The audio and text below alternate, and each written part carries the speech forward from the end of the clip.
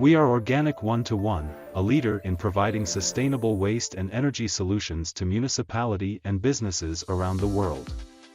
For now, we have been working in setting up large-scale engineering projects for companies mostly from Europe and USA. We are sharing here our design for one of the projects that is implemented in Europe.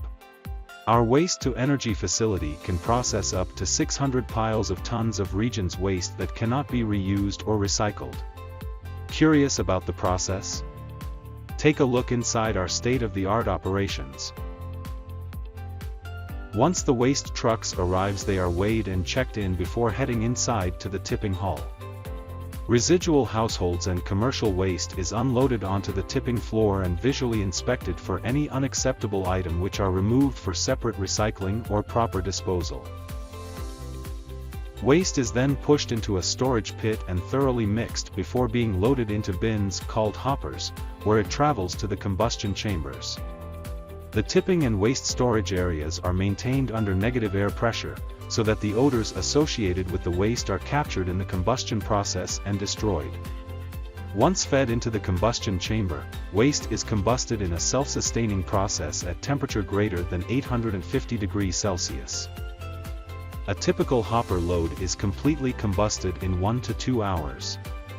As waste is burned, the heat converts water into steam, which rises through boiler tubes where it is superheated. The steam turns the turbine-driven generator to produce 60 megawatts of electricity. A small portion of the electricity is used to power the facility, with the remainder exported to the national grid.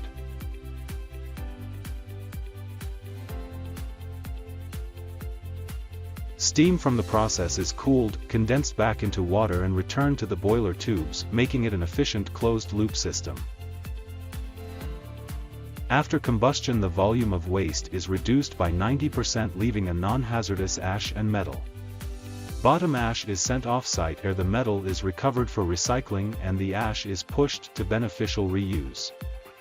Fly ash collected in the air pollution control equipment are put into silos and removed for site in sealed containers by a licensed contractor.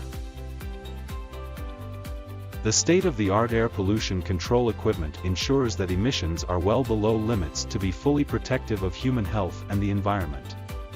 We neutralize acid gases using lime and semi-dry scrubber reactor and inject activated carbon for heavy metal control. We control emissions of particulate matter primarily through a bag house, which employs thousands of fabric filter bags. All flue gas must pass from the bags before continuing on for final treatment. Before flue gas finally exit through the stack, we use water in a wet scrubber to reduce temperature and remove hydrogen chloride, in addition to using a sodium hydroxide solution to remove sulfur dioxide. Throughout this process, the control room closely monitors the emission through a real-time continuous emission monitoring system, and controls a number of other automated systems inside the facility. The waste-to-energy facility recovers valuable energy from residual waste that cannot be reused or recycled, and has enabled the region to be self-sufficient in managing its waste. Instead of landfilling waste into someone else's backyard, our facility safely converts the region's non-recyclable waste to approximately 60 megawatts of electricity, enough to keep the power running in 80,000 homes. We are committed to providing sustainable waste-to-energy solutions, to ensure no waste is ever wasted.